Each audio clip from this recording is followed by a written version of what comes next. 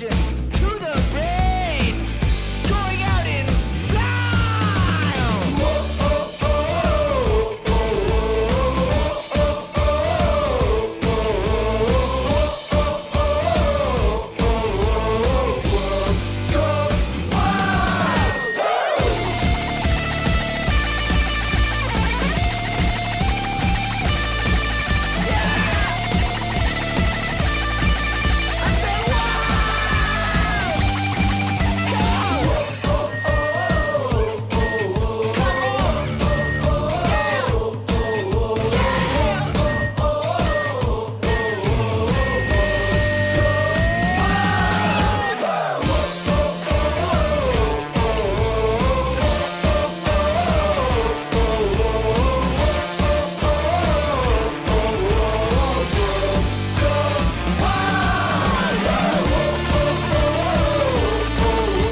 Everybody, today we're debating whether or not atheists are afraid to bear the burden of proof, and we are starting right now.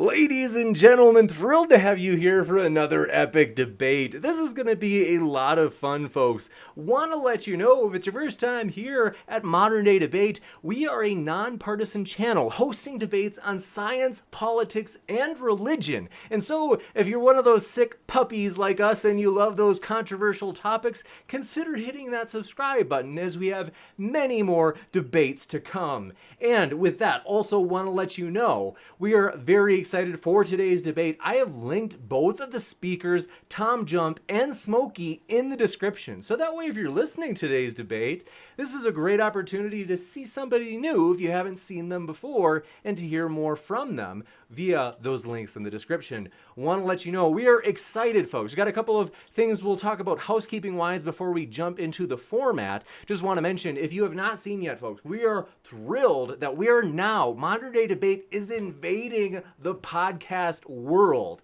In other words, you will see on the right side of your screen, those are some of the podcast apps we are already on. If you can't find us on your favorite podcast app, just let us know which one it is and we will work hard to get on there for you. So with that, we are excited, folks. This is going to be a lot of fun today for this debate. It's provocative. These guys, real sick puppies, like we said. So want to let you know, today's format is going to be fairly flexible. So it's going to be roughly 5 to 10 minute opening from each side.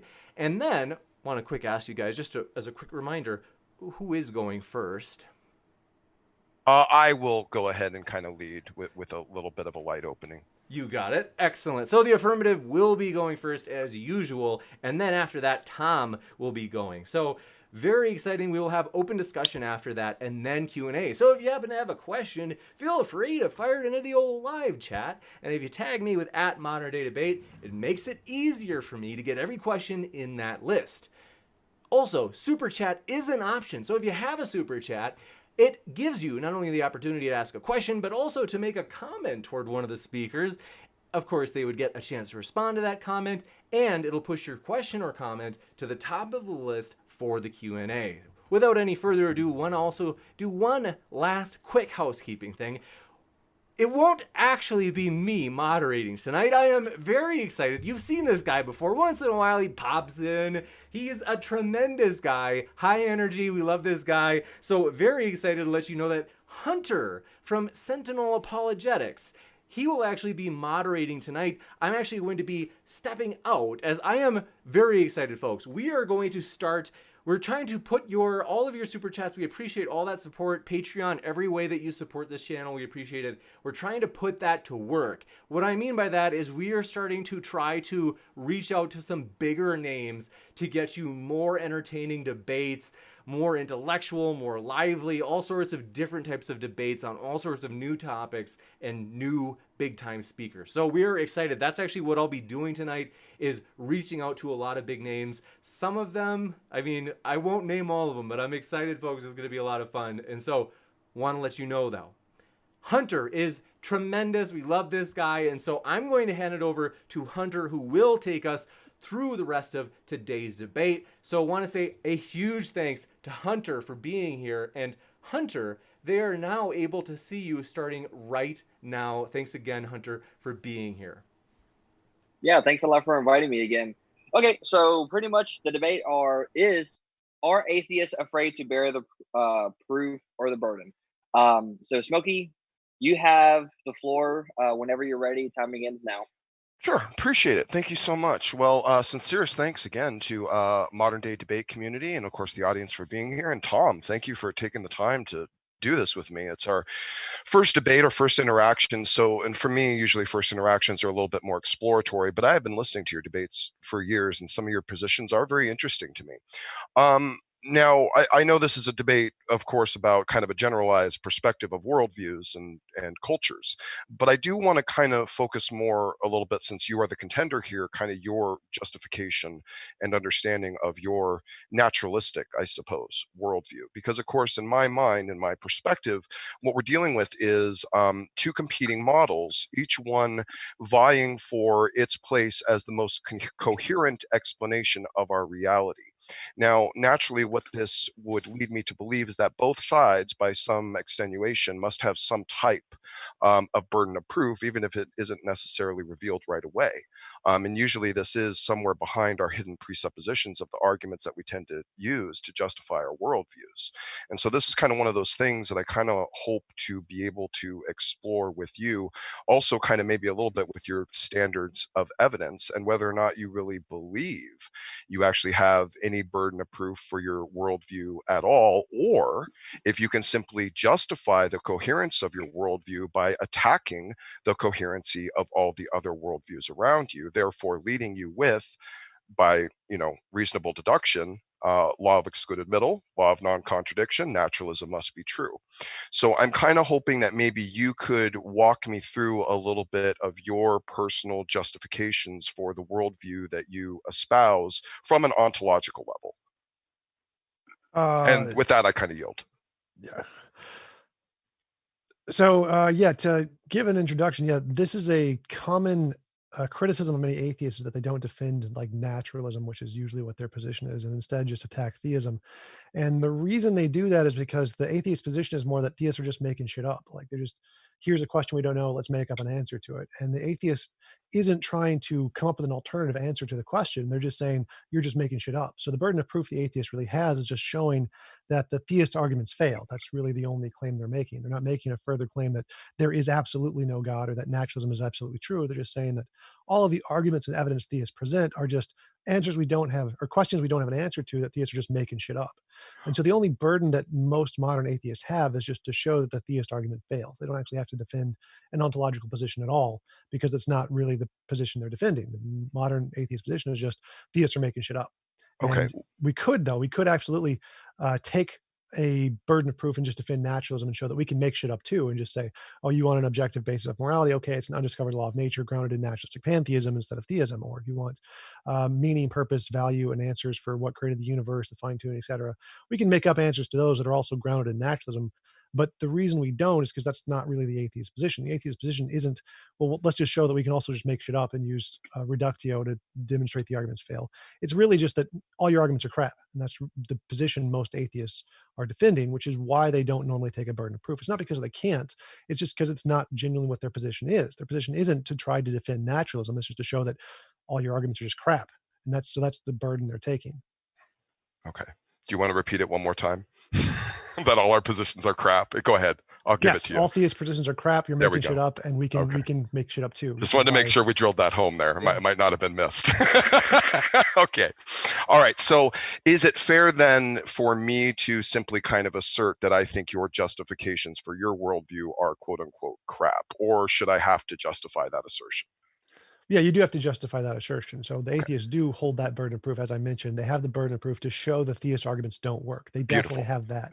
Beautiful. They don't have a burden of proof to show that naturalism is true or that there is no God. That's usually the burden of proof that theists would that be take. Would that be your stance, that kind of like you kind of err towards naturalism because all the God claims are incoherent to you? No. So I err towards naturalism because naturalism makes testable predictions. It's the only thing that's been demonstrated to not be imaginary. testable predictions. Can you unpack that a little bit? I'm not Like sure. the testable predictions that naturalism, the paradigm of naturalism, predicts and proves. The type of testable predictions that proves that naturalism is true as the base model understanding of the proof of our existence of reality. Like, because here's the thing, it's fine to say natural things happen, therefore naturalism works. That's fine, but that's not an argument to the naturalistic worldview being the explanation of the universe. You see what I'm saying? Right, right. So testable predictions don't prove anything with absolute certainty. Like, for example, if I have this water bottle, I can make a testable prediction that if I drop it, it'll make a sound, and it makes a sound. That's reason to believe the water bottle exists. And all we have based off that is just the reason to believe the water bottle exists. We have nothing further. There's no reason to conclude there's a God. There's just reason to conclude there's a water Right. bottle. And that's Right. Yeah. naturalism. Naturalism is we have the water bottle. We have nothing further than the water bottle. Well, so then naturalism, you would contend, then isn't equipped to address anything to the origin of the universe or the origin of life. We, like I said, those are just questions we don't have an answer to. Anyone can make up an answer to those questions that is equally justified. So any type of justification you think you have theologically is equally or better met under naturalism. But the atheist position is that we just don't know the answer to those yet. Okay, so the I don't know of the gaps is preferable to the God of the gaps to you. Yes, admitting you don't know is always more intellectually genuine than trying to make up a solution. So always. can you? Okay, that's fair. Let's go with that. Can you pinpoint or give me an example, or even just I don't know, a hypothesis of something you could see naturalistically that would give you evidence of supernatural influence in the natural realm?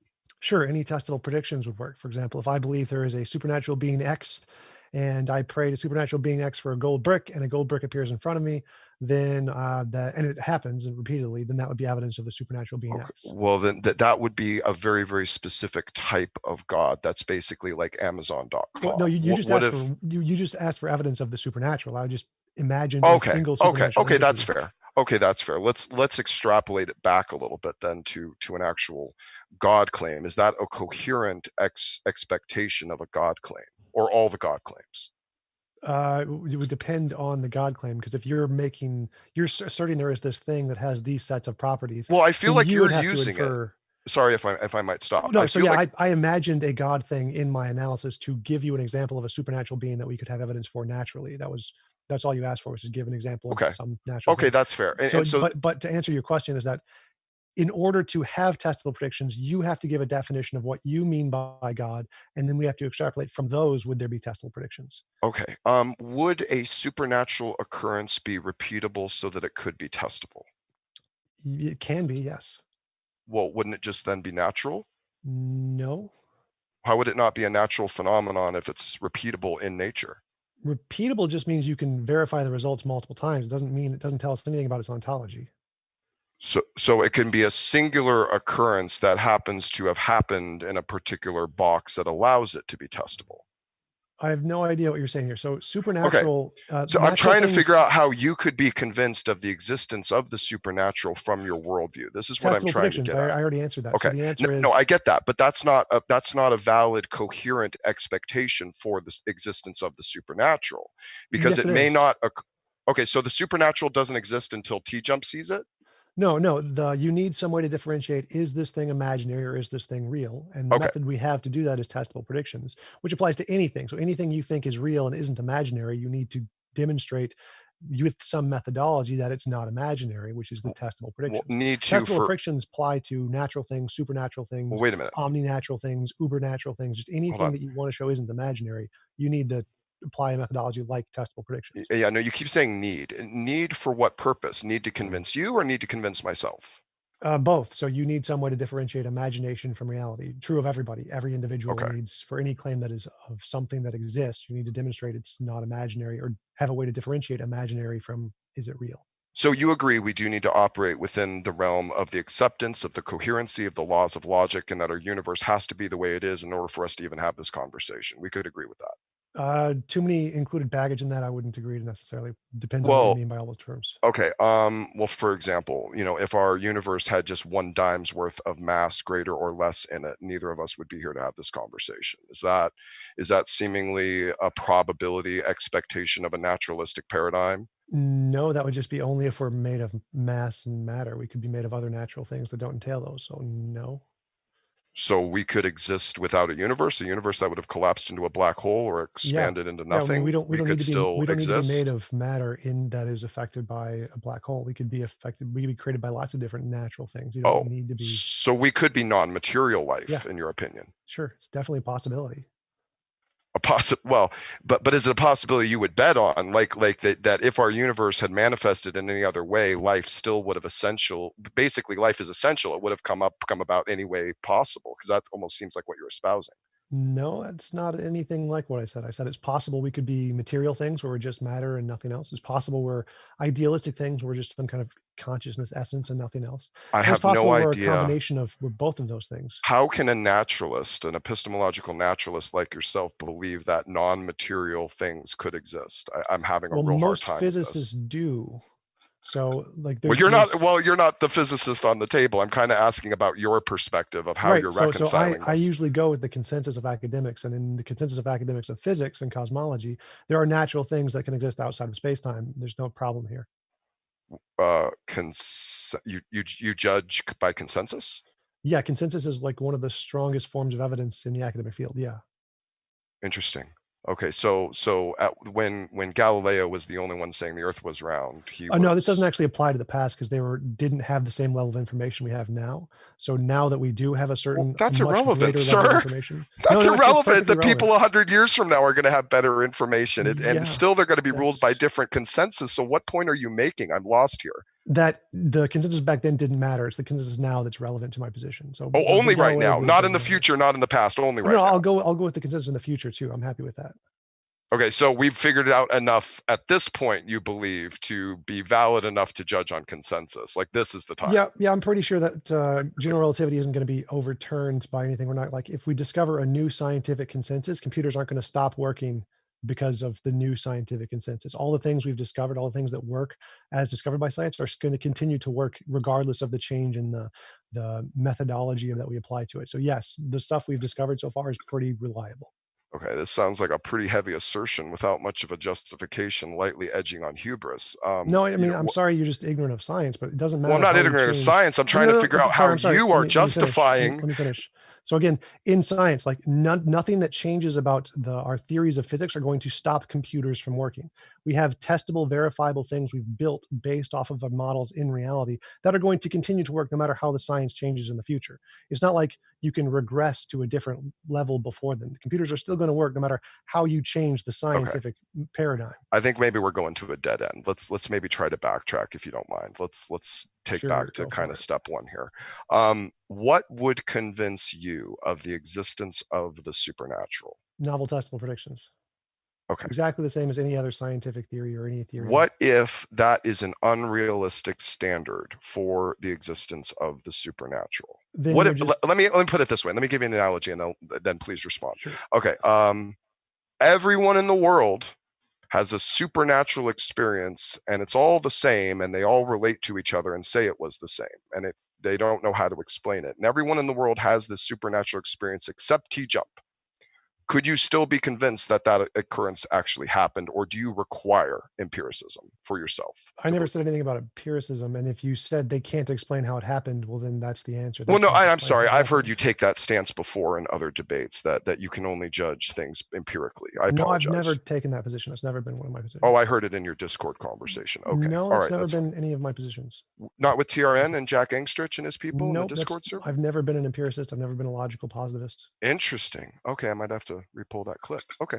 Well, okay, so what is your standard then outside of, let's say it's not repeatable in order to be testable, it doesn't happen in a space where that's coherently possible. Is there any other way for you to be convinced of its existence? There could be lots of ways. So the criteria is you need someone to differentiate imagination from reality. The one way that we know works is novel testable predictions. There could be other ways that we don't know of. I only know of novel testable predictions as the means that we can use. So if you want to present a different one, that could definitely work too. But as far as I know, there just isn't one.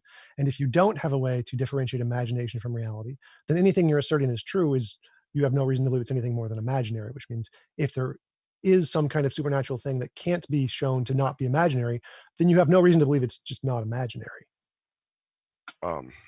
Okay. I had a hard time pulling much out of that. Can you try a little bit simpler version of that for me? Because Sure. So anything we assert exists, it could just be something in our head. It's imaginary. It's made up. We just unicorns, leprechauns, okay, well, that's fairies. just an abstract, right? That Right. doesn't mean it No, exists. no, no. Okay. So it's just imaginary. It's something in our head. We know that for certain. Like it could be more. It could Well, be it something that exists as a thought, though. Can you give me that? Yeah, that's what Okay. imaginary All right. means. Okay. Beautiful. Go ahead. So we have an imaginary thing in our head, and we want to know, does this thing correspond to something in the world outside of our imagination? Uh-huh. And to do that, you need some way to differentiate the imaginary stuff from the real stuff. The way we do that is through novel testable predictions. We have a novel testable prediction, like if I believe there is a evolution is true or whatever, I can predict that we're going to find certain fossils of Tiktaalik located at this location at this whatever the layer is in the geological scale, and say, we don't know about this yet. We're going to do a test. We're going to find out if it's there. If we discover it's there, like, oh, it's there, then that means that my hypothesis, which was just imaginary, is highly likely to correspond to something in the world. So we now have a reason to believe that that imaginary hypothesis is describes something in reality, not just my imagination. So you need some kind of method to differentiate the imaginary stuff from the real stuff. And if you don't have that, then it's just imaginary. I don't feel like you've actually answered my question, though. the Like, question was how do I tell, like, what would be sufficient like for me to like believe if in everyone in the supernatural? universe, if everyone in the world had a supernatural experience that coincided and they all related to each other for self-validation and That's circular reasoning. verification. You're just saying they're having a supernatural experience. Like what? Well, That it's doesn't make something sense. that would qualify. And again, I don't want to draw a line on it because for the sake of the hypothetical, I have to keep it open-ended, but it's something that everyone in the world would qualify and recognize as a supernatural occurrence. That's And circular. So again, you need some way to differentiate. Was it imaginary? Did they just imagine it, or was it real? Just the fact they experienced it doesn't tell us that. You need something to okay, differentiate. Was it well, this imaginary? is the Was point, it real? is how would you and this is where I'm drawing, and maybe you're answering the question for me right now. How would you interpret that occurrence if it happened in the world around you? Would you believe it was supernatural? Would you believe it was just some sort of mass hallucination that you weren't a part of? Again, you would need some way to differentiate imagination from reality. So if all you had was testimony, no, that's just imaginary. That doesn't give us anything. So We need no, something is the answer else. no? I I'm not sure of what your question is. So Well, if everyone okay. had an experience and they saw Except something, you. yeah, Could you be I convinced could be of added that in. the Even if experience I'm added happened? in, it doesn't make a difference. The number of eyewitness testimonies adds nothing to the evidence. So it doesn't matter how many people Okay. see it. You need someone to differentiate, was it real or was it TJump, imaginary? I'm not talking about proving it for the world stage of I'm scientism. not I'm either. talking about proving it to you. That's the same thing. Even if I was included, like the number of eyewitness testimonies isn't evidence for things that don't have an empirical basis. For example, if we said I saw a unicorn, that wouldn't be reasonable. Even if we have tens of thousands of cases of people seeing Bigfoot, tens of thousands of people seeing the Loch Ness monster, hundreds of thousands seeing homeopathy, millions of people seeing magic on TV, millions seeing all kinds of these like ghost stories. The number of eyewitnesses makes zero difference. Like every Okay. human being in the world, I can show you a picture of an optical illusion and you'll see it moving, but it's not moving. The number of eyewitnesses isn't relevant to showing it exists in reality, not our imagination. Is it possible for you in your mind that you have straw manned all the God claims and falsified them in order to fall back on naturalism? Is that a possibility to you? No, because that's not my position. Okay. So you believe that naturalism is the best explanation for the world and the universe. Given our current evidence, yes. And what evidence do you think really compels you towards that? Is it the scientific consensus? Yeah, all the testable predictions we have Okay. of natural things that don't exist for any non-natural So things. the scientific realm would never be in a position, nor would they ever assert the existence or non-existence of a deity in any of their conclusions, correct? No, not necessarily. There aren't any limitations placed on science like that. Well, yeah, but for the sake of, I believe that you would believe, for the sake of the integrity of the scientific work of them adhering to the known current paradigm of accepted theory, that they should hold an open-ended, non-asserted position as to whether or not there is intelligence behind the findings or the conclusions. I am not exactly sure what you mean. So science is Well, always tentative and okay. provisional, so it doesn't make any absolute claims as far as we can tell. Right. So they'll get to a chicken and egg scenario in biology where it doesn't make sense for this to have been able to have been solved in a naturalistic paradigm, but they'll say, well, we just don't know yet. And the theists look at that and say, well, if there's no explanation from a naturalistic paradigm and naturalism has failed to explain it, then our model is more viable, that an intelligent mind was needed. Right, So that's the God of the gaps fallacy, where you're just making shit up past what we well, don't you're know. just the naturalism of the gaps, though. You're in the There's same no boat. such thing as naturalism of the gaps. Like There naturalism, is, because you're making it, sir. no, that's called induction. So if you see white goose, white goose, white goose, white goose, white goose, and then you have a blank, and you say it's going to be a white goose, that's not a Okay. white goose of the gaps. Sir, That's just induction. you When don't say, know wait, wait, how wait, not quite done yet. naturalism. Not quite done yet. So if you say white goose, white goose, white goose, white goose, white goose, blank, and you say it's a black goose, that's a black goose of the gaps. So what makes something a God of the gaps fallacy is that there's never been any previous evidence for it, and you're just using it to fill in an unknown. Whereas if you're just using something that's already been known and filling that with the gap, that's just induction. It's not a white goose of the gaps. I So don't there know is no what. such thing as naturalism of the gaps. It's all induction. But there is such a thing as a God of the gaps because there's never been any previous evidence of a God, and you're just filling in the blank This with is God. just, I'm sorry, but this is just really denial noise to me.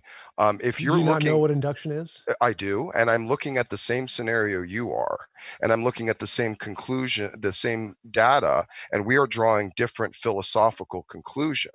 Now, you can argue that that's from your worldview, and that's fine, but at least accept it and say that I am judging this through the lens of a naturalistic paradigm. At least be honest about it with me. I have Then, no idea what you're talking about. Like if I see okay, a hoof print in the all right, ground and I say it's a horse, I gave you an that's not a example. horse of the gaps. That's just induction. I gave We you an have lots of example horses. of a lot of dozens and dozens and dozens of different You haven't chicken and given egg me scenarios any in examples. evolutionary theory, biology, all this You stuff haven't where given there's me any no. examples. Okay, sure. The fact that all of our testable information into abiogenesis reveals that there's no naturalistic way life could have emerged by Okay, well, chance. that's just false because the consensus is RNA. It's an RNA world is the most likely hypothesis. You can make Yeah, no, testable predictions. we've gone into that, and there's quite a few physicists that disagree with that. In fact, very Physicists don't renowned. matter in biology, I mean, but I'm okay. sorry, apologies, chemists. Sorry, And that's biochemists. I okay. They can misspoke. disagree with the consensus. Um, That's fine. It makes testable predictions. It's the one that's winning. Well, I would be interested, and I think as a rational person, I would hope you would agree with me that it would be better for us, instead of just taking their word for it, that we should look at their arguments. Well, their arguments don't matter. It's the evidence that matters. They can make novel testable predictions, which then make discoveries which have been confirmed. That's the part that why it's reasonable to believe. Wait, do you think there's no philosophy in science? I think the philosophy doesn't matter when it comes to the testable predictions. Like the testable predictions supersede everything else. Like if it doesn't Wait matter. a minute. If you say I believe in a square circle and you can make testable predictions, then okay, square circle. No, hold on. You say that you're believing in the consensus. The consensus is a conclusion of philosophy by a majority of scientists. No, Okay. the consensus is the interpretation of the evidence. Yes, which is the philosophical Right. conclusion of the evidence to what it extrapolates to, and you're accepting that on faith. No, it's the testable, repeatable, demonstratable parts of the evidence, which then they accept. Okay, yeah, that's what verifies the actual data and evidence, sir. Yes. It's not the actual conclusion, the philosophical conclusions of what that evidence means or relates to in our universe. These are two completely separate things. Right. So that's where, remember, there's that part about you have to. Okay, so demonstrate which the one difference is the between imagination and consensus? reality. No, So remember, go back. So remember, you need someone to differentiate imagination from reality. That's the philosophy part. And if you can make testable predictions, it does that. RNA has testable predictions, therefore we're reasonable to conclude RNA world is how abiogenesis happens. Okay, RNA world is the naturalistic nightmare, sir.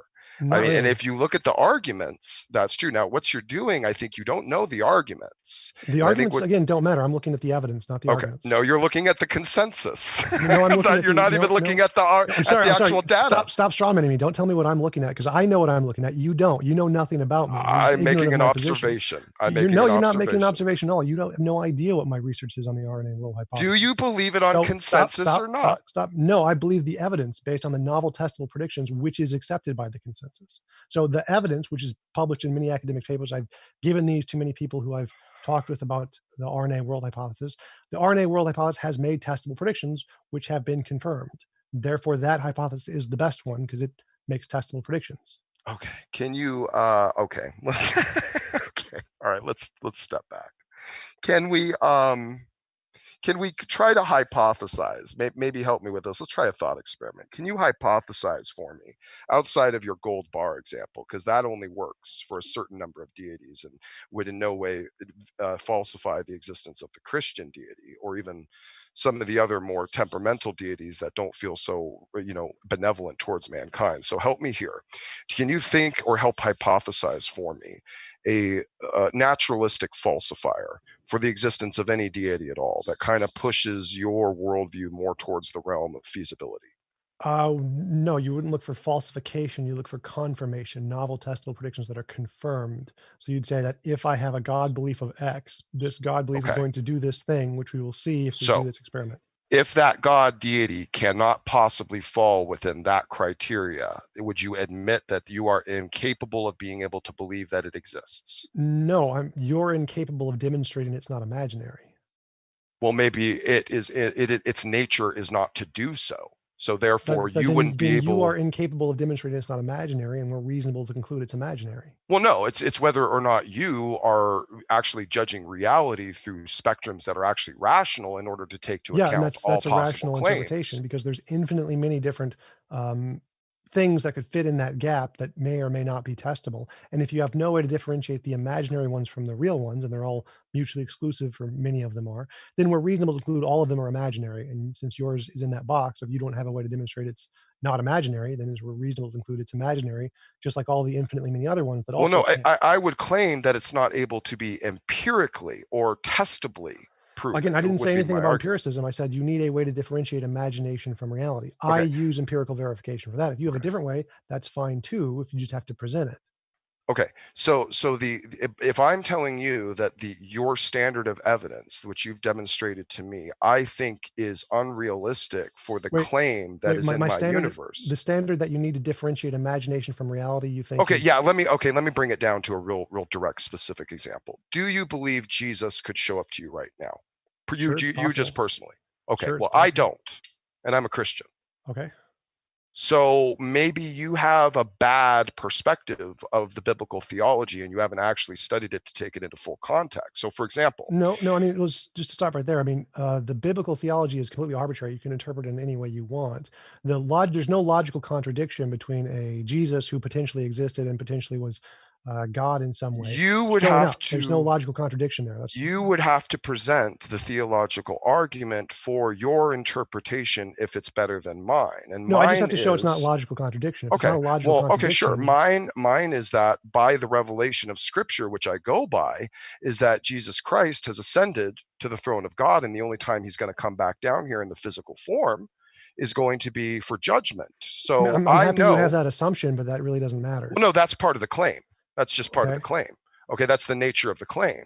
So if you're expecting something outside of the possibility of the nature of the claim, then you're incapable of being convinced of that thing. That's just simple logic. No, you just picked a Jesus thing. So if you have a particular hypothesis and you want me to give you your hypothesis a way to test it's true or not, then I'd have to know what your complete theory is to be able to do that. I don't know what your complete theory is. What I'm saying is that the only way you could possibly experience the Judeo-Christian God would be through a type of vision like Paul had on the road to Damascus, or John had on the Isle of Patmos, or Stephen had when I die. Am I going to be judged? Well, no, I don't know. Well, I'm not really going to discuss that particular component because I don't want to get into the hellfire preaching here. Well, no. So that's the point: is that there is a testable prediction we can do for most theistic, most Abrahamic religions, which is if we die, we're going to see the God. Yeah, of course, but that then, of course, is a little bit too late, and that's empiricism. So that's not empiricism, but it is definitely a testable prediction which can be confirmed. Okay, well, I think God standing in front of you is about as empirical as it can possibly get. I don't know anything more empirical. Empirical is sense experience. I'm not sure if we have sense experience with our souls. I don't think that's how it works. But well, in the Christian world, but if you wanted an example of how can I be convinced that a God exists, that would be a good testable prediction. After I die, I'll see God in heaven. He will judge me, send me to hell or whatever. It doesn't matter. Any one of those, that would be a good testable. So you have to see God. That's your standard. No, that's just an example. There could be lots of things. Like if you said, I predict. Well, you just said, this is what I need to believe in God. I die and I see him. You're confusing a specific example with the only example. I did not say the only possible example. I just gave a example. Give me another. If you say, I believe if my God I believe in my God, I'm going to pray to him to rearrange the stars and spell out this sentence, and it happens, that would be also good evidence. Also not coherent for the Christian worldview. I don't care what's either, coherent for your worldview. Well, you're just proving you can't possibly be convinced of the existence of the Christian God. Your personal subjective interpretation of the Bible, I don't know what that is, so I can't give you a testable prediction. Well, I just gave it to you. Your subjective interpretation. No, I just gave you the interpretation I have from Scripture. You gave me a single particular example of what that one I thing, gave you actually a pretty overscoping theme of the fact that at all. your So expectation I can't give you is unrealistic. Stop. I can't give you testable predictions for your belief.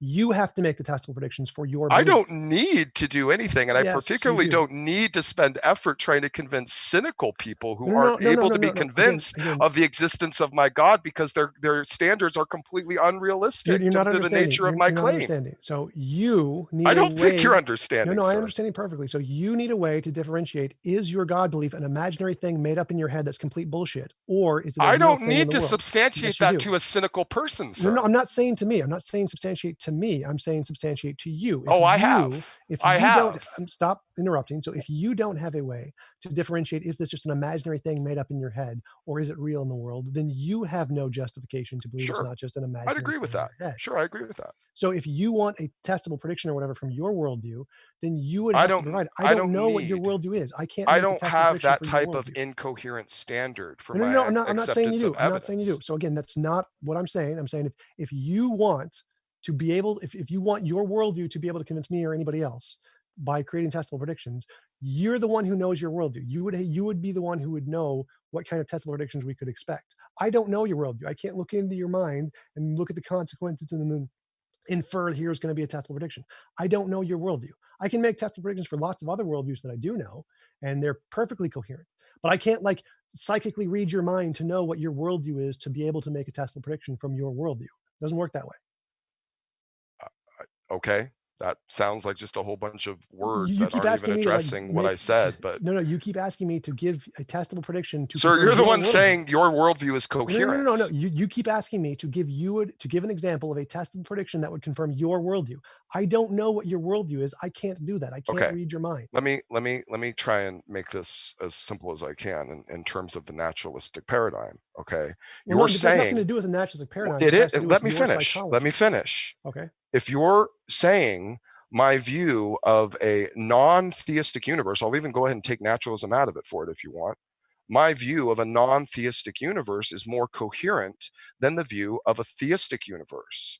Now, what I'm looking for was not only the justification for it, which seems to be a mix of a couple different things, but also kind of trying to understand, would you even be able to be convinced of certain God claims by the nature of the claims themselves? Is your expectation of evidence in your non-theistic paradigm realistic to be able to actually extrapolate whether or not there are God claims, or you've just falsified a few and think you've called it a day? So again, what you're saying doesn't have anything to do with my position. So again, my position is you need some way to differentiate imagination for reality for any claim of anything that exists. If you can't do that, you're reasonable to conclude it's imaginary. So for any God claim, if it can't differentiate between is it imaginary or is it real, then it's reasonable to conclude it's imaginary. So if your God claim, whatever it is, doesn't have a way to do that, then it's imaginary.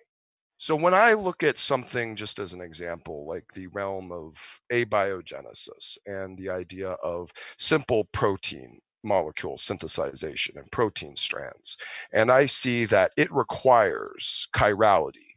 It requires all left-handed amino acids to be used in order to form any of these functional protein strands or protein molecules. And I happen to know from what has been explained through the consensus of science, as you like to quote to, that there is no naturalistic explanation for how this all left-handed amino acids could be handpicked and selected in a naturalistic setting on prebiotic Earth in order to lead to the first molecule. It's nonsensical from a naturalistic worldview. Therefore, that is evidence to me of the infusion of some type of intelligence. Now, am I completely off the rocker here? Yeah, you're completely insane. Okay, help me.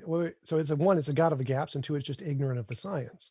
So for example, if we have two hypotheses, one is that the abiogenesis occurred by intelligent design and one is abiogenesis occurred by natural processes. We say, well, if it occurred by natural processes, we can make predictions. Like we will find there are certain natural processes that will produce certain enzyme patterns, certain reproduction, certain self-reproducing RNA patterns, and we will find them under these conditions and do these experiments, and they will produce these things. And if we can do that consistently, then we have a novel testable prediction about the abiogenesis hypothesis from the RNA world theory that makes it reasonable to believe that over the alternative, because it makes testable predictions where the alternative doesn't. So we have one reason to believe this one is not imaginary, but we have no reasons to believe the intelligent design is. I don't know how showing how they will testably how existing things will testably react says anything about their origin. I'm not understanding the argument. Oh, okay. Do you understand what the cosmic microwave background is? Yes. So if we look at the temperature levels of readings of things at our universe, we can infer that from the things we see today, we can infer how they formed in the past by saying they, expanded.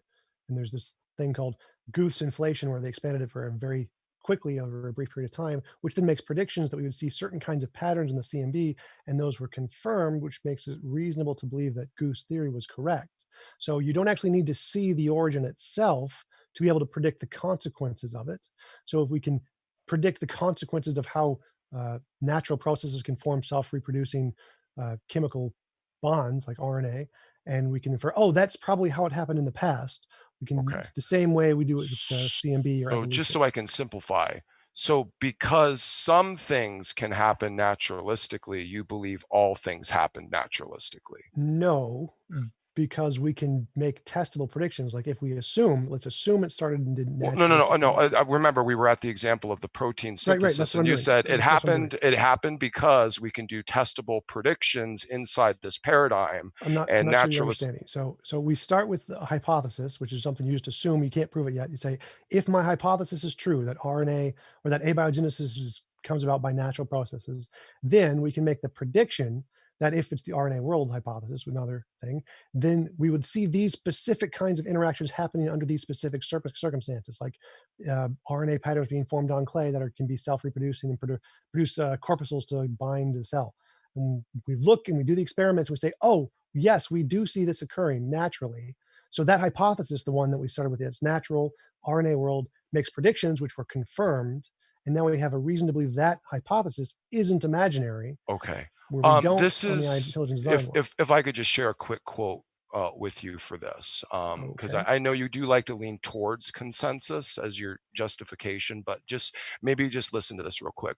Charles Carter is a structural biologist at the University of North Carolina, has presented evidence that RNA molecules alone would not have been sufficient for all of the processes needed to initiate life on Earth. Now, if he and several others, many others, are coming to the same type of conclusion that there's a stopgap of an explanation of any type of potential naturalistic explanation to this, is that not sufficient enough to believe that potentially intelligent agent needed to be included to make this happen? Well, no, absolutely not, for two reasons. One, let me read you a quote. Sure. One day soon, Sutherland says, someone will fill a container with a mix of primordial chemicals, keep it under the right conditions, and we will watch life emerge. That experiment will be done. This is an academic paper from New Scientist of a professor. Ooh, that's quite a prediction. Yeah, and it's followed by 30 academic papers where they've made consistent testable predictions. Well, can we have something about what it is right now, not what someone thinks is going to happen in the near future? No, so this is followed by 30 scientific papers of testable predictions. Well, yeah, but that's someone's confirmed. Okay, that's fine, but that's someone's religious so statement. You wanted a quote from an academic like this? No, I just don't want a religious statement about conjecture to the future. No, that's actual like scientific paper. So again, as I said, this is followed by 30 scientific papers. Okay, well, read the part that's actual science. Okay, read the part that's actual science. In 2003, Hiroki Suga, now at the University of Noda, created an RNA enzyme that could oxidize alcohol from one cofactor called NAD+. That was one of the testable predictions. Here's another one. MRC Laboratory of Molecular Biology in Cambridge University College unveiled an RNA enzyme called TC19Z. It can reliably copies RNA sequences up to 95 letters long, another testable prediction. You can just go through all of these papers that make testable predictions which confirm it true, and the consensus is, yes, it's natural. The vast majority. It's all natural. But there was a second part. Hey guys, let me just butt in just a little bit though, because because what we're going on to. Back to the actual with the topic of about the burden of proof and everything. Sure. Yeah. I was gonna ask, to kind of go along with the idea of consensus. Is that a sense like TJump, you make the argument that is a proof, that is evidence because it's peer reviewed and everything, right? Yes, peer reviewed is evidence. Sure. Okay. So, Smokey, for the idea of consensus, would you? So the idea is pretty much on the idea of consensus with proof. What is the problem with consensus as being proof? Since that is typically the idea of what the proof is, since TJump is making because I think it's more Yeah. because I think it's more feasible and more realistic, more practical, and honestly more rational to go look at the actual arguments, not just sit and say, well, the consensus of these guys have figured it out. I don't need to know the arguments. They believe it, so that's good enough for me. I just don't think that's a practical position to take. So the position is that the people who are experts in the field, who are actually qualified to evaluate the arguments, have evaluated them and come to this conclusion. Your personal interpretation, which you're likely to be wrong significantly more than them, is crappy evidence. So if I look at the evidence and try and make a conclusion off of my interpretation, that's crap. But if the experts in the field do it, that's probably right. So what's more likely, that all of the experts who are trained in the field for their entire lifetimes got it wrong, or you made a mistake? What is that you made a mistake? Was my quote right or wrong to you? What? My quote that I read, was that right or wrong to you? Oh, the second part I want to address. It's wrong because you can't just say it can't be a natural process. You can only ever say it can't be a known natural process, which is what all the scientists are saying. Like, we don't have a known natural process that can account for these things. Right. No, I agree with that. And that's what I'm saying, is that to me, that means it's the naturalist saying, we fill this with naturalism because some natural things can be tested. So therefore, all these things must be natural. And if we haven't found an explanation for the natural yet, well, we're just going to have faith that someday we will. No, again, it's induction. If we have natural solution, natural solution, natural solution, natural solution, and we have a blank, and we look in the past, they've all been natural solutions in the past, it's inductively valid to conclude, the next one's going to be a natural solution. That isn't but I'm talking about the ones at the beginning, not the ones that happen after. You're kind of using the ones after to justify. No. I'm just using all of the scientific discoveries we've ever made in humanity. They've all been natural. So the next discovery we don't know yet, regardless of what it's going to be about, is also, it's reasonable to assume it's going to be natural. I don't ever believe science would discover something supernatural through any type of testable, repeatable process at all. I don't think that's a feasible so then you're admitting you have no reason to believe supernatural is anything. No, I'm just saying that your standard is unrealistic, and I think it's not something that's rational to hold to. Okay, so you're admitting you have no reason to believe that supernatural. I'm admitting according to your standard, I don't. For your standard, which I think is irrational, Do you have a different way to differentiate imagination from reality? Yeah, well, I extrapolate from reality that an improbable universe, the way that it is, happening to manifest the way it is, with us being here, with all of the stopgaps in our evolutionary biology that seem to ring true to the essentiality of some sort of intelligent agent, this is the more reasonable model of reality for me to extrapolate. You're saying my model's better, but I'm not yet hearing too many arguments to justify that. So that's the textbook definition of a God of the gaps. Here's something we can't explain, therefore God, but that's not actually evidence of God. You can keep saying that to me, but I'm just going to keep saying your naturalism of the gap. So this is an irrelevant conversation. So you can show you're an ignorant of induction, but you can keep saying that if you want, but I've already shown. Well, you're assuming naturalism did it when there's no way to explain that at all, and likely no. I already explained this. It. So just use a simpler example. If we see a hoof print in the ground, we can say, it's a horse, because we've seen lots of horses in the past. We can say that hoof print's probably caused by a horse. That's called induction. It's reasonable. But if you said that hoof print's caused by a unicorn, this says nothing. There's lots of things we can't explain about it. Maybe it's a funny shape. So maybe it could. I don't know. I don't know if a horse could explain that. Maybe it's too big for a horse. So it's a unicorn. You can't do that. That's logically invalid. That doesn't work. Because just saying, we can't explain something about the hoof print doesn't give you the right to conclude it is a different thing we have no evidence for. First, you have to demonstrate that other thing in a different context before you can use it as an explanation of the unknown. Sure. You would never be able to know if it was a unicorn, though, ever. Never be able to know. Then you have no reason to believe it's not imaginary. Exactly. But if it was, you would never know. And you would never imagine that it was so. And you would never even question the possibility that it was so. And you would never look for extra evidence to see if it was possibly so. No, that's wrong. We would absolutely look for all of the evidence. You would look for evidence it was a unicorn if you saw a hoof print. Sure, if you actually provided some. All right. Okay. Okay.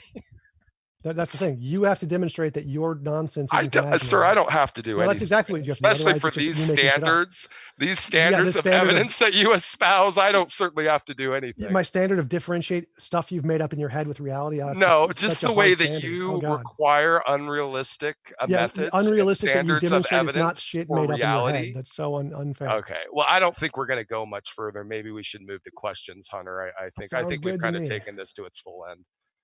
Yeah. Okay. Now, well, okay. Well, thanks guys for that conversation. It was interesting. I actually wanted to get in it just a little bit, just to kind of steer the conversation, but it was still actually pretty good, and informing. Let me ask this concerning with the idea of, imaginary versus, realistic. TJump, let me just ask you this. What would you use to differentiate from imaginary to realistic in the natural world? Novel testable predictions. Same as science. Okay, so in other words, science for everything.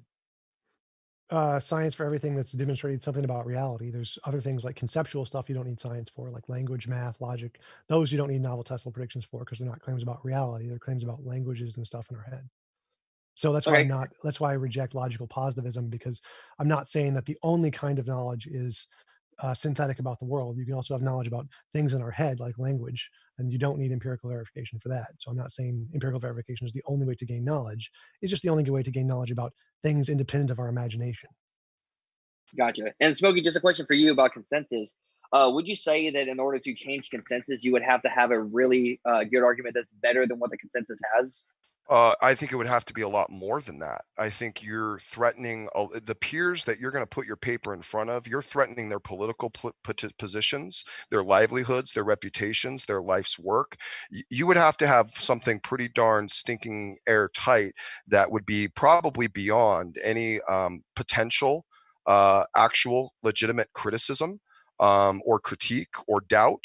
And I don't think that type of thing has ever passed. So I kind of feel like the scientific community is a bit like a train on the railroad tracks. It's just going to go where it's going to go. We're not going to find a way to switch that track.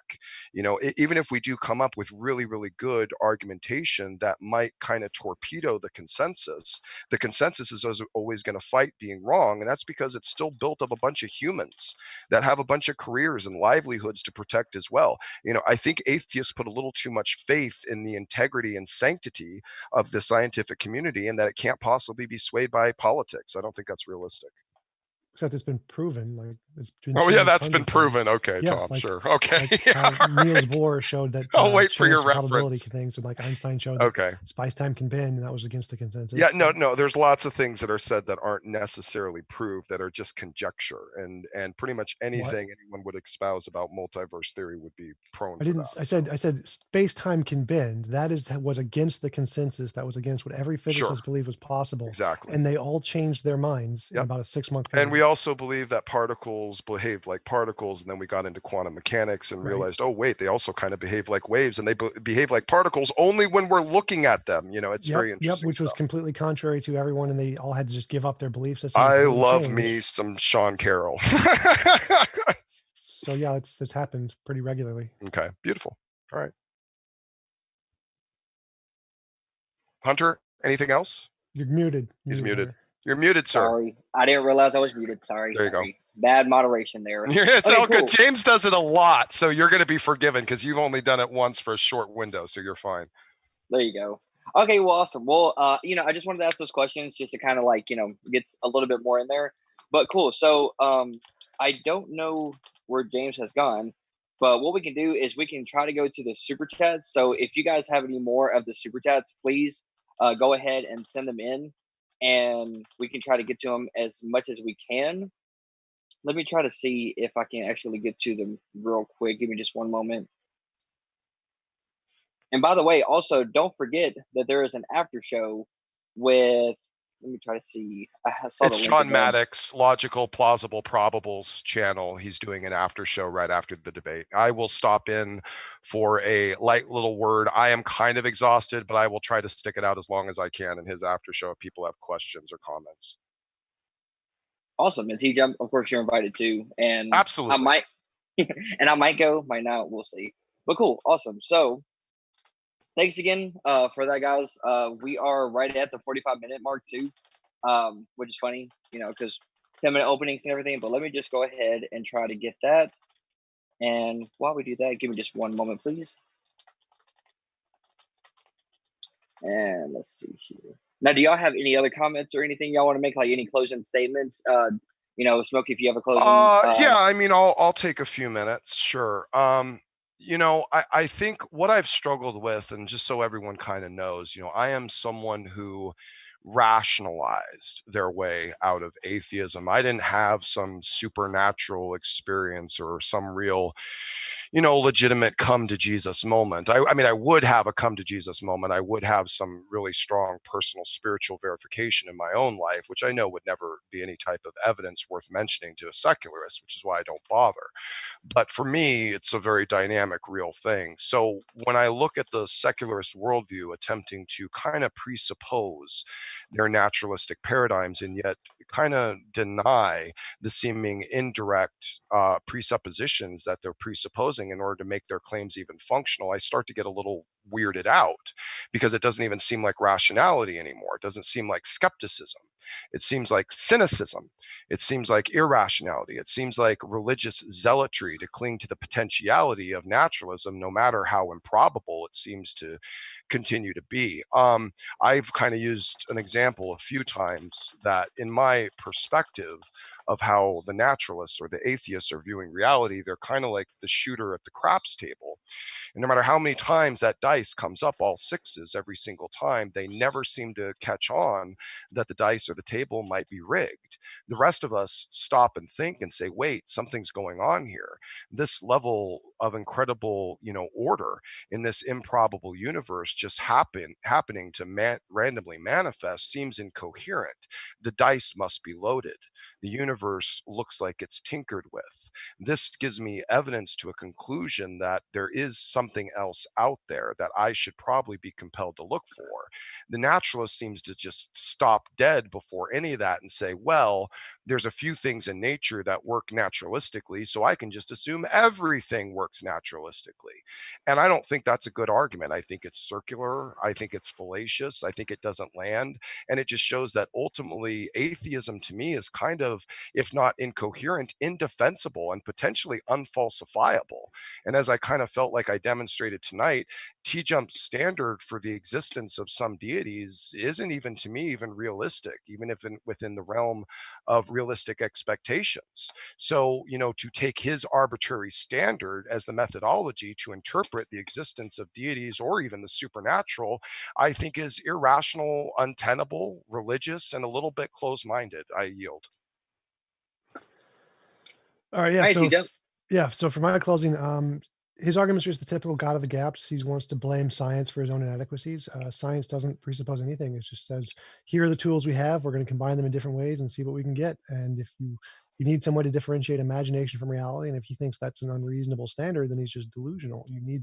We know that our brains make stuff up all the time. And so we need some way to filter out all the stuff we've made up and leave what's actually real. And so in science, what we do is we use the pieces that have already been demonstrated to exist are not imaginary, things that we know are real, and we combine them in different ways to build new models of reality, and then use those to make testable predictions and then discover whether or not those are true or not. But if you want to just put in this new thing that has no basis in reality, that's never been shown to be real, say, oh, it's a unicorn or a god or a fairy or magical leprechauns, well, then you need to make novel testable predictions to demonstrate those things aren't imaginary, just like we've done for everything in science. Just asserting that here's something we can't explain and that can be explained by magical fairy gods isn't evidence. It's just, here's a unknown, we don't know how to explain it, and we're going to make up a solution to it and insert it with nothing more than just, well, we imagine it to be the case. And science doesn't accept that because we know that methodology fails 100% of the time. You can't just make stuff up for solutions we don't have an answer to and just insert your imagination as if it's evidence. There's lots of stuff science hasn't answered. There's lots of questions we don't know the answer to. But the correct way to get the answer is to pursue the evidence. We combine things we know exist and make testable predictions to show that they're not imaginary. If you can't do that and you can't show your hypothesis isn't just an imaginary nonsense that's been made up, then we have no reason to believe it. And that's why we require science and don't just accept fairy tales about supernatural things. Awesome. Well, thanks guys so much for that. And pretty much what we're going to do is go to the live chat their super chats, I mean. And the first question that comes up is for Smokey. And by the way, guys, thanks so much for the super chats. It's really appreciated. If you guys have any more questions, go ahead and put them in there if you like. Super chats are definitely first, so go ahead and send them in if you want. The first question is for Smokey, and it is from Nathan Artwork, and he asks, Smokey, what is your definition of atheist? You know what? I really try to stay away from that because it's become a hot button issue in their own community. So I let them define it for me, and then I'll operate with their definition. That's what I prefer to do. I don't prefer to take, I used to do that. I used to take a definitive stance on what epistemologically and philosophically it should mean. But I'm going to say this. I do lean towards Steve McRae. I believe that he is very, very philosophically literate and stands strong on his understanding of the definition and how it should be used. But in terms of just common communication, I will let each individual use their own definition.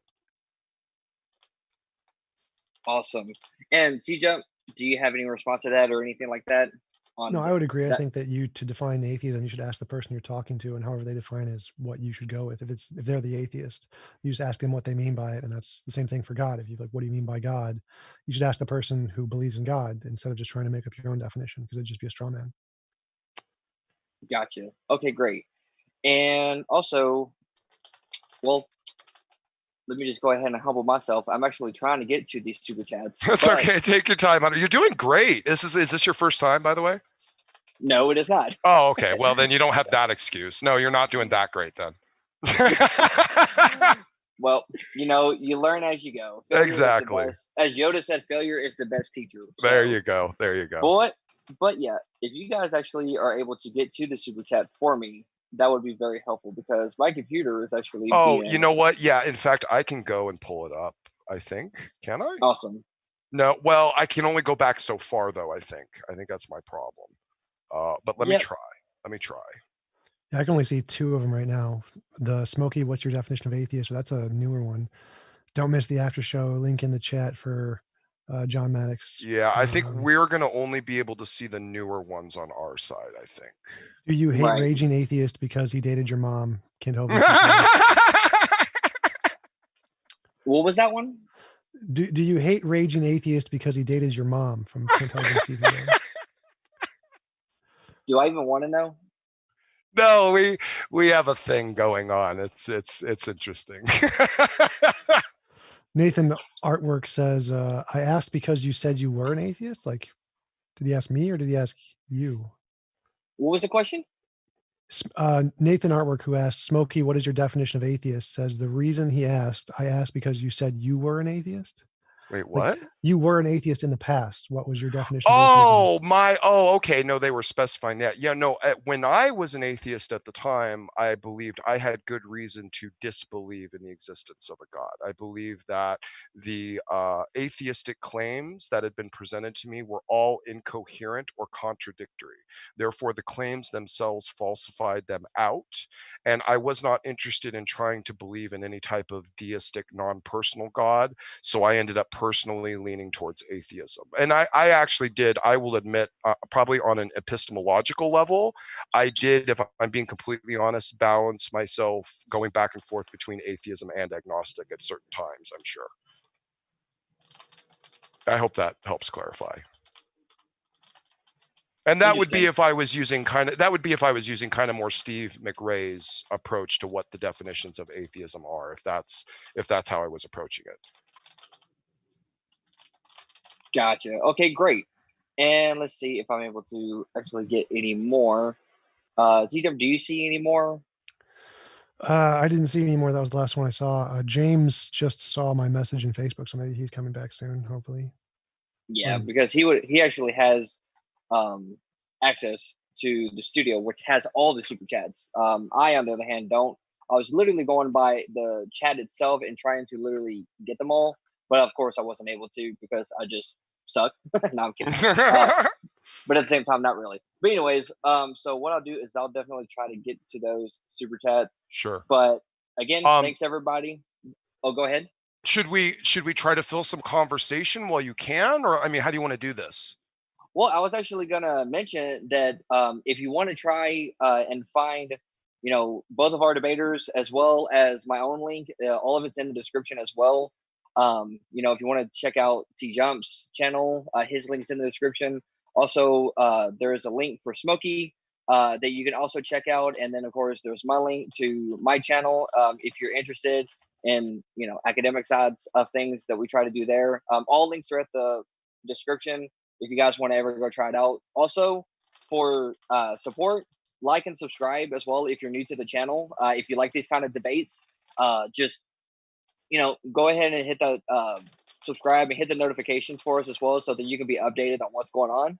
And thanks guys already who are subscribed to us and everything. And that's all I have with that. And whenever James is able to get back, we'll be able to shut this thing down because he still has controls. I don't. I'm just moderating. So. Oh, this is funny. We're all trapped together. I love it. James, outstanding.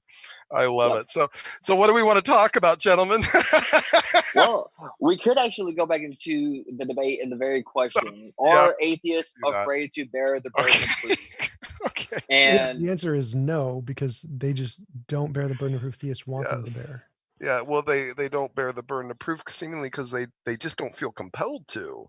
I mean, but that's a subjective decision. Who are you to arbitrarily decide that you don't have any burden of proof if another big chunk of the population, and you're claiming belief through consensus, is saying, hey, bro, reassess? I think really the idea it's pretty simple. It's just that if there is something we don't know and you're claiming X did it and we're saying we don't know what did it, then you hold the burden of proof we don't. Well, now you said something interesting there. You said, we don't know what did it. Yep. Okay. So it could be a god. It could be not God, right? Yeah, it could be a magic pixie leprechaun. Well, is that just as probable as the other two possibilities? Yes, it's equally as plausible as God. Yeah, that's for sure. It's probably more plausible than a god. Yeah. So the existence of magical, nonsensical pixies, fairies, which we know are just abstracts of modern culture that we've invented, these things are more coherently possible than the existence of a god. That we also know is a magical, made-up, non-coherent, fictional. Well, you don't know that. You don't know that. We have equally as much support that fairies and leprechauns are. There's no greater reason. Well, that's your arbitrary judgment. Are you an expert on that? That's just the objective measurement of how we determine evidence by everyone. Well, how you determine evidence? No, it's just science. Like, you don't get an opinion on it. Well, yeah, I don't judge things. You can disagree with science if you want, but I'm going to go with Well, no, science. I just don't decide that I think it's a good idea to interpret reality through scientism. I didn't say anything about scientism, so good. Well, that's kind of what you're relying upon, No, is it? If science doesn't prove it, there's no reason to believe it, right? Nope, I never said that at all. I said you need some way to differentiate imagination from reality. See, this Science does that. Yep. You sure can. Welcome back, James. We missed you. Pardon my delay, folks.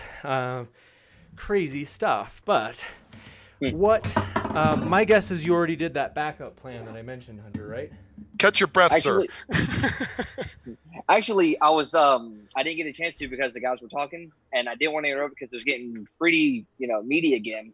So pretty much for the people who did send in a super chat, if you can, simply just send it as a normal question to @ModernDayDebate, and we'll be able to get to those super chats as soon as you put them into the chat for us.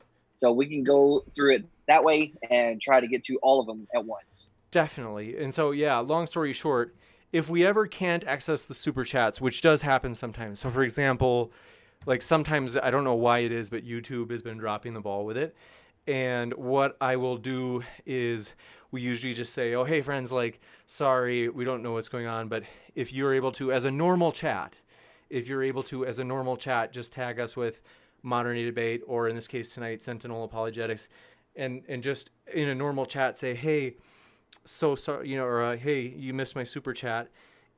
I said this. Would you please read it? And then we'll just read it for you. And so sorry about that, folks. It has been a wild one tonight. I haven't had this much of a frazzled. Anyway, enough about me. So thanks for your patience, folks. I'm going to see if I can get them open right now. And in the meantime, you probably saw those two that just flew in now, Hunter. So Really do appreciate it. Thanks so much, Jungle Jargon and Roadstar. I'll let Hunter read those off. Thanks so much for your help, Hunter. And I'll be opening up the super chats in the studio if I can. Yeah, actually, they're not loading up for me. So if you want to, I got him. So Jungle Jargon asks, Okay. how do you define God, TJump, and do you know how we define God? So I define God as a non-physical mind that created the universe, created everything other than itself, essentially. By we, if you mean Christians, I assume like the all-powerful, all-knowing, all-loving, conscious, personal being who created Jesus and rose him from the dead kind of a definition. And the second one All was right. from Roadstar 1602. TJump, good on you for putting up with BS calmly. Thank you. Oh, snap. You guys can't see me right now. Oh, you can. Okay. Yeah. So don't worry. James, Nobody, James, nobody. go ahead and share your screen. No. Okay, so James, the put some point clothes is, on, James. it's hot out. Okay, so we are very excited to read your questions. Thanks, folks. Really appreciate your patience. And yeah, Hunter, I suppose you're. Oh, that's right. If you're using your phone, you might not actually be able to open the live chat, right? What do you mean? Well, like as people send in super chats, you could always just check the live chat and then read them off from there too. But like, Yep. if you're on your phone, it might be. You might not be able to do does that. the live chat go all the way up to the beginning? No, it doesn't. do Yeah, that. no, we were trying to do that, but we can only see like so far. Like YouTube doesn't let us pull it up all the way back to the top. Right. Yeah. Definitely. So I'm talking about the ones that come in right now. Those last two. But, Oh, Yep, I can Oh. see those. Yep. and then from the last ones, what I will do is I will send a. It's not loading for me. Give me a sec, folks. Sorry about that. Okay, so Wasn't in the loading for me meantime, either. how about we do this? For any of the ones that we had not gotten to read, sorry about that, folks. If you could do a favor and just tag Sentinel Apologetics and just say, "Oh, hey, my super chat was this," and you They would did actually It would actually be at Hunter Bailey. Hunter Bailey. You bet. So if you want to give a at Hunter Bailey and then just let Hunter know what your super chat was. Sorry about that, folks. I have no idea what it is, but for some reason when I click the see all button, it doesn't let me do that. So Matthew Steele just sent in a super chat, $5 for James. Here's a tip for your stripper. thank you, Matthew.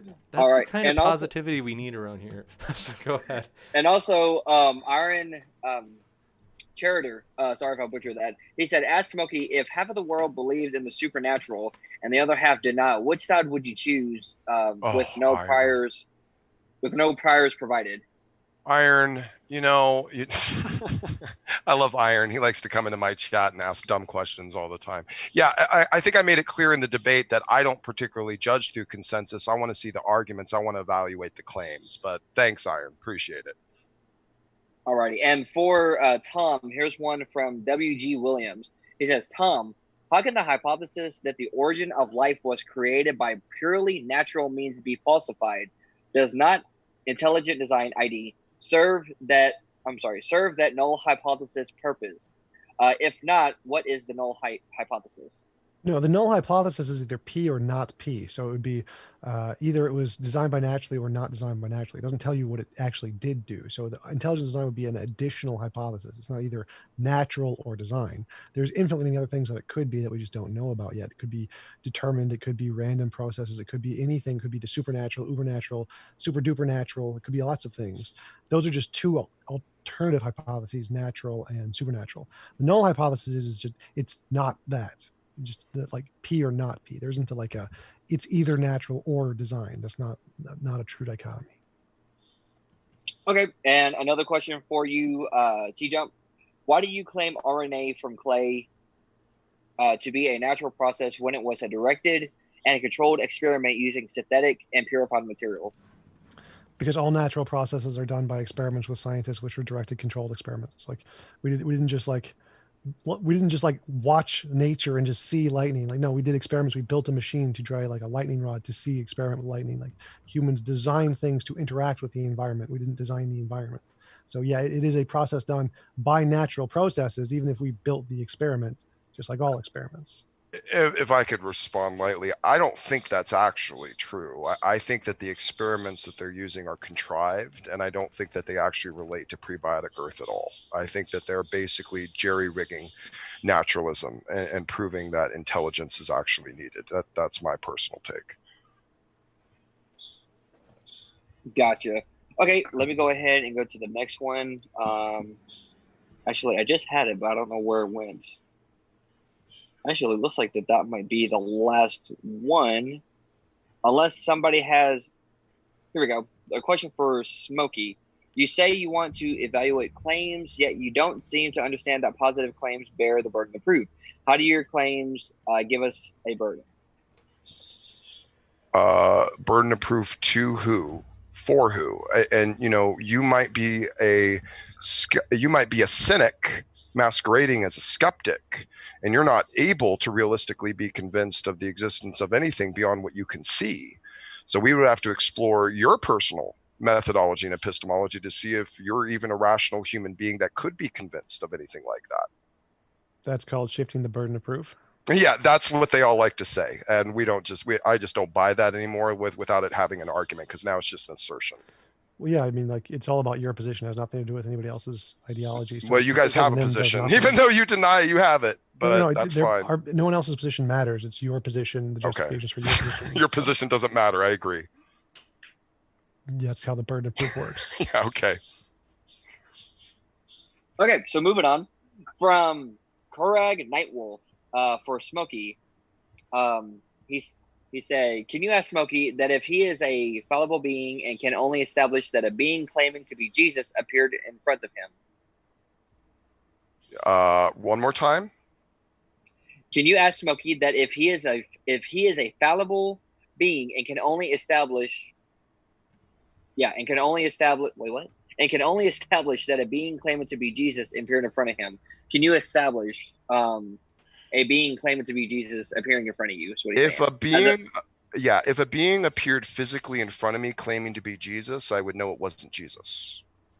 That's simply through the nature of the claim of what Jesus is. I would know that Jesus was now lying if he was appearing in front of me in physical corporeal form.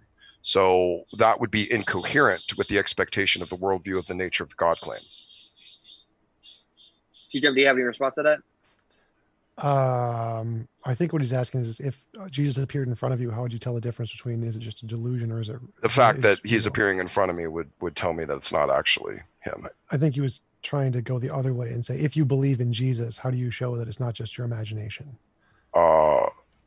Well, that's going to be personal validation that no secularist would accept anyway. And that's what he's asking for. That's what he wants to know. Well, that's if you really want to know more about that, you're going to have to come to my channel, and that's an unpacked session, sir.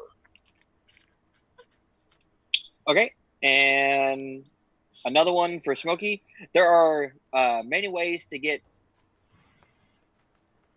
homochirality, I think that's what they say it, such as via polarizing UV light from stars on asteroids, stereochemical processes, etc. And that is a super chat from Stupid W. There you go. Thank you. I'll let you take those for me. Homochirality. Yeah, so that's for Smokey. Do you want to respond to that? Sure. Yeah, why not? That's just another thing that the naturalists like to do, to add improbability on top of improbability on top of improbability so that they can still bet on it that it's somewhat feasible. As long as they think there's a slim chance, just kind of like Dumb and Dumber, as long as there's a chance, then I'll believe in it. To me, that's just the naturalistic paradigm. That's pretty funny. Like, hey, there's a % chance this could occur because we have naturalistic explanations for it.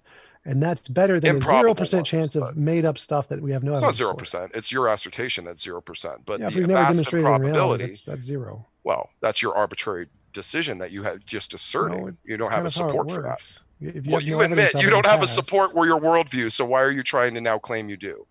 Because that's how evidence works. Like, okay. We believe there's no reason to believe in the supernatural because there isn't any. There's no. Okay, let's move on. Okay. Alrighty, well, let me go ahead and go on. And thanks, James, for sending me the actual super chats now. Yes. Let's see. And these, when I'm trying to. Oh, okay, wow. There's a lot, actually. Sorry about that, guys. Okay, so let me just go down. Okay, so one from Jungle Jargon. I don't know if TJump you already answered this. I'm just going by it to see. Show how nature making nature is science. What? From TJump, show how nature making nature is science. I don't know what he means by that. Like nature didn't make nature. Nature is eternal. That's more of the hypothesis. It wouldn't. Nature making nature isn't a thing. I don't know what that means. Well, he's saying like how can you explain probably the naturalistic manifestation of life? Abiogenesis, RNA world. Like, I don't think that's what he's asking, but I don't know what that means. Are those proven to you, by the way? Are those proven to you in your mind? Nothing is proven in science. It's Okay. just inductive. But they're strong enough to believe, in your opinion. They're stronger than any supernatural hypothesis. That's for sure. Okay. All right. Okay. Okay, for Smokey, what is the evidence that a mind can exist without a body, specifically a creator mind? Sure. Go look up all the evidence that's been pulled on near-death experiences and how consciousness can actually be non-material.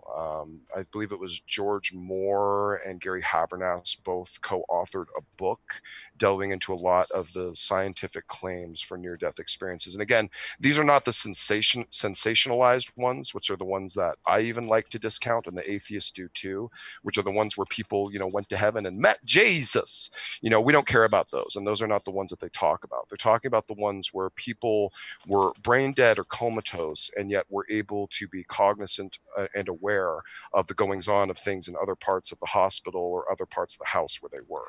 These types of seemingly constant worldwide occurrences seem to show that there's some sort of non-material component to our consciousness or basically our identity. Gotcha. Okay, and another question for you, Smokey.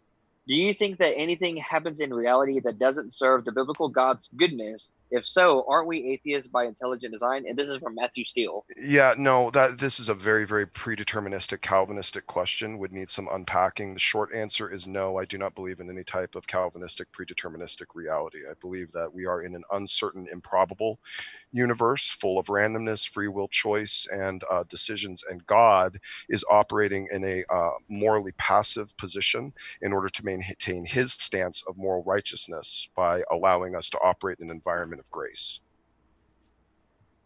I do have a question. This one is from, and this is a Patreon question from Adam Elbilia. So I want to quick ask this as you're going through the list. Adam asks, for Smokey, why are you here trying to make the case for the claim that claims don't require a case to be made for them? Yeah, I don't think I've done anything of the such. That person seems to not be able to follow any of my arguments, so I'm not sure what to do with that. Gotcha. We'll kick it back. That wasn't super coherent to me, so I'm not sure what to do with that. We'll kick it over to Hunter, and if you all right, go ahead. Do what? What were you gonna say? I was gonna say, if you happen to have any clarification in case I screwed that up. If I butchered that one, let me know, but I tried to read it as close as I could to what I had read. So go ahead, Hunter. Okay, the next one is for TJump, and this is from Logical Plausible. What is the last name? Probable. Yeah, sorry. It doesn't show on the screen here. To TJump, who has solved the plurality problem? Please tell us name names so far. There are none I'm aware of. Please back up your claim. There are lots of questions science hasn't answered yet, but we've made Tesla predictions which don't need to solve every answer. We just need to solve some, which makes it better than the hypothesis that solve none. So we don't actually need to solve every answer. There's some things we don't know, and that's fine. We can just, as long as we make Tesla predictions, ours is better than yours. Next up, we Gotcha. do have a question from John Rapp. In case you hadn't gotten this one, Hunter, I was going to read it just as I know the chat is moving fast. John asks, are theists afraid to bear the proof burden? We're the only ones that seem to ever do it, so I don't know how we could be. It's the naturalists, the atheists that are constantly running, and even though they presuppose naturalism for everything they say and conclude, they never feel they have to prove it, and I find that just really weird. And every time you ask them to, they just scream burden shifting, and run away. So I don't know really what to do with it. Gotcha. We'll kick it over to Hunter. Alrighty, and for the next one, just remember there was an after show. Thanks again for that super chat, Logical. For TJump, are the laws of logic material or immaterial? The laws of logic are abstract, so they're not material or immaterial. They're just things in our head. If you want to actually like find out what they are, they're just chemical processes in the brain of different associations. So in that way, they're physical, but there's no immaterial anything as far as we know. Gotcha. And another one for TJump. Are you aware that logical positivism has been refuted, i.e., that rationally justified arguments count as sufficient evidence for belief? Yeah, I've actually said that specifically earlier in the debate. Like you can have knowledge of things like language and logic without empiricism, which is why I've said many times I'm not a logical empiricist. Gotcha. Okay, and for Matthew Steele, for TJump, he says, "I'm also an atheist, and I have to point out that even just stating theism is crap carries a more rigorous burden of proof than you're saying." No, it doesn't. Like if I say all the theist claims are crap, then my burden of proof is to show that theist claims are crap. That's the burden. You think you've facilitated it? Oh, absolutely. Not Okay. like we haven't gone through every theist claim in this debate, Yeah. but I've gone through all of them in my previous debate. So yes. Gotcha. And also, let's see, and James, this actually might be for you. This is from Maynard Saves. It says, "I would like to see Ocean and Kyoto debate the coherency of the Trinity with DD first, any takers after that." That would be epic. We haven't had Ocean on in a long time. We would love to have Ocean on again, as he's always fun to listen to and get to talk with. I will see. Darth Dawkins is not as easy to get back on. Tom, you seem to have a good relationship with Darth Dawkins, your father. Is there a way you could help convince him to come back on Modern Day Debate? I'll give that one like a 10%. Gotcha. He's not happy with us, folks. Not happy. Alrighty. Yeah, Ocean's actually really cool. I don't know how many people would like to see me and him in a boxing match, but we actually talked about it because he boxes and so do I. So that might be a nice little, thing to happen. Maybe we can live it here or something. Anyways, going back, and let's see. Also, for James, Logical Plausible says, "James, Leophilus and I want to debate." And then going on, Steven Steen, "Why is Tom debating his idol?" Tom, why are you debating your idol? So true. My idol, I mean, James's sexy body. Thank you. That surprised me. Where did that come from? Well, I'll take what I can get. Thank you, Tom. And I don't know, Tom. You saw that Smokey. I couldn't find your picture in time. It's been a crazy day. Oh. We actually put Steven Steen's face there. Very sorry. It's a very tasteless joke on our part to do that to you. But Steven, we hope you're well if you're out there. Nasty guy. Awesome. All right. Well, that's all the super chats I have. And so, James, if you want to, take it back over to you, it's all you now because that's all the super chats that I see. Rad. If there are any standard questions, let me know, folks. Thanks for your patience. I could not thank everybody enough. This is truly the mods. We thank you so much. We thank you to Tom and Smokey so much, as this channel is a community channel. It's everybody's channel, and so we really do appreciate everybody making it possible. It's always fun. We have come up with a couple of breakthrough ideas to where I think we will be able to get people, where we get a lot of people reaching out saying, "Hey, we'd love to do a debate," and we're like, "Absolutely, we'd love to see what we can do." And long story short, we found a way to kind of streamline things. So I'm excited for that. We should be having more debates more often.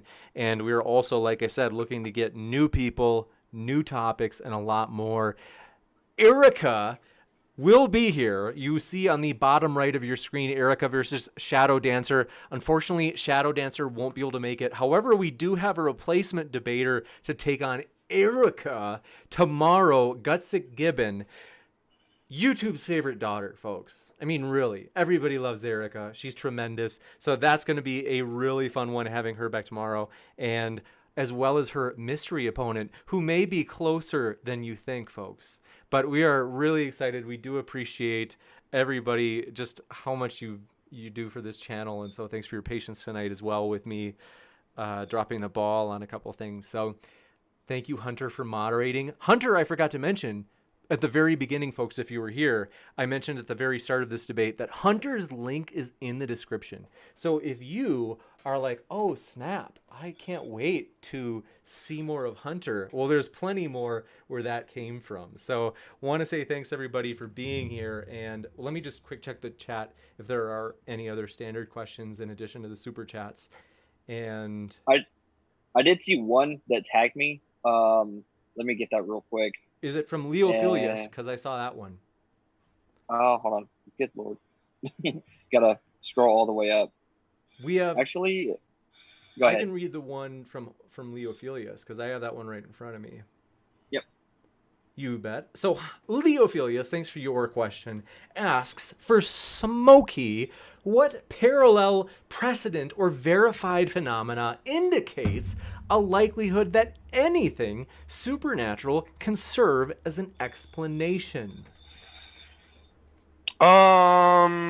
Sure. I think again, a lot of what we have talked about just in general, a lot of the chicken and egg problems and the biological and origin of life models, where seemingly just empty blind faith is being used to fill the gap of what appears to be just as viable of an explanation of intelligent agency, and for the atheist to say, well, I'm allowed to maintain this belief. And even though I don't know how naturalism could fill this gap, I get to continue to believe it and do so in a justifiable way. And I just never feel that I have to, possess the burden. They seem to, I've never seen a justification for the assertion of the idea that naturalism is more coherent to explain some of these problems than any type of intelligence. So, I mean, the atheists to me are just playing a game that's really philosophically dishonest so that they can avoid having to ever rationally justify their own worldview. Gotcha. Very sassy. And go ahead, Hunter, if you have that question. Pardon my interruption.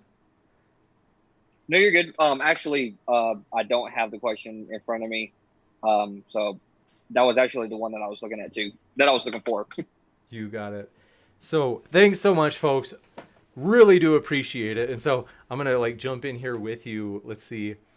You know what I'll do? I just got an idea here. So want to say thanks, folks.